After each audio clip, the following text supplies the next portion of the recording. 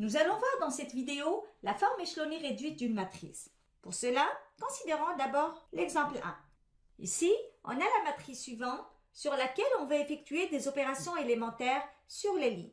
Donc, on a l'opération L3,1 de 4, c'est-à-dire que la ligne 3 va être remplacée par la ligne 3 plus 4 fois la ligne 1. Donc, les deux premières lignes restent inchangées.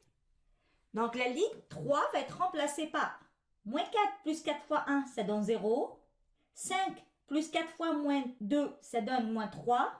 6 plus 4 fois 1 donne 10. Continuons dans ce sens avec l'opération L3,2 de 3 demi. C'est-à-dire que la ligne 3 va être remplacée par la ligne 3 plus 3 demi, la ligne 2. Les deux lignes restent inchangées. On effectue le changement au niveau de la troisième ligne qui est, dans ce cas-là, 0 plus 3 demi, 0, ça donne 0. Moins 3 plus 3 demi fois 2, ça donne 0. Et 10 plus 3 demi fois moins 8, qui donne moins 2. On remarque ici un pivot à la première ligne qui est égal à 1, un pivot à la deuxième ligne qui est égal à 2, et un pivot à la troisième ligne qui est égal à moins 2. On a fait apparaître des zéros au-dessous des pivots. Ce n'est que la forme échelonnée de notre matrice. Maintenant, si l'on désire faire apparaître des zéros au-dessus des pivots, on devrait aussi effectuer des opérations élémentaires sur les lignes. Pour cela, considérons la première opération L1,3 de 1 demi. La ligne 1 va être remplacée par la ligne 1 plus 1 demi, la ligne 3.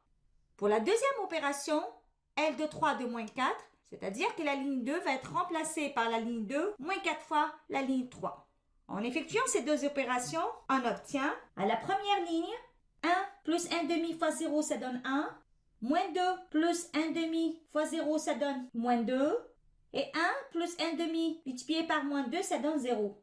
À la deuxième ligne, on aura 0 moins 4 fois 0 qui donne 0. 2 moins 4 fois 0 qui donne 2. Et moins 8 moins 4 fois moins 2, ça donne 0. La troisième liste reste inchangée. Maintenant, passons à l'opération L1,2 de 1. Ici, la ligne 1 va être remplacée par la ligne 1 plus la ligne 2. Donc, 1 plus 0, ça donne 1. Moins 2 plus 2, ça donne 0. 0 plus 0 qui donne 0. Les deux autres lignes restent inchangées. Divisons maintenant la deuxième ligne par 1 demi et la troisième ligne par moins 1 demi. On aura ainsi.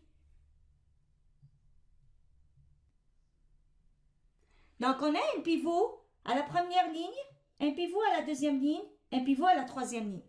On remarque que tous les pivots sont égaux à 1.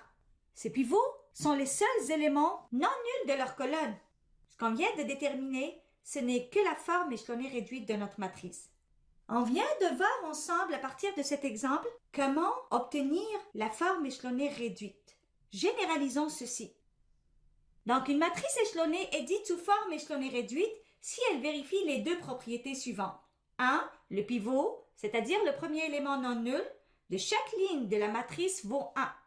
2. Ce pivot doit être le seul élément non nul de la colonne dont il se trouve. Prenons maintenant un deuxième exemple. Donc, dans ce cas-là, on a la matrice suivante. Je vous demande de déterminer la forme échelonnée réduite de cette matrice.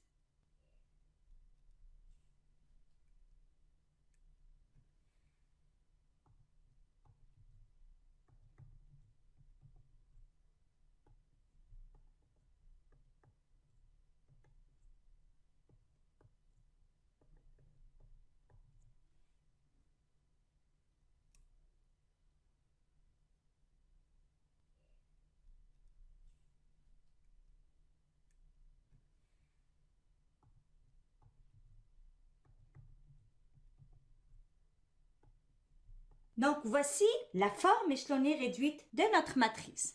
On vient de voir à partir de cet exemple comment obtenir la matrice échelonnée réduite. Cela se fait en deux étapes. La première étape, qui est la phase de descente où l'on fait apparaître des zéros au-dessous des pivots, et la deuxième étape qui consiste à faire apparaître des zéros au-dessus des pivots, ce que l'on appelle aussi phase de remontée. En résumé, nous avons vu aujourd'hui la définition d'une matrice échelonnée réduite. À partir de deux exemples, on a vu comment obtenir cette matrice. La forme échelonnée réduite d'une matrice sert à simplifier les calculs lors de la résolution des systèmes d'équations linéaires complexes.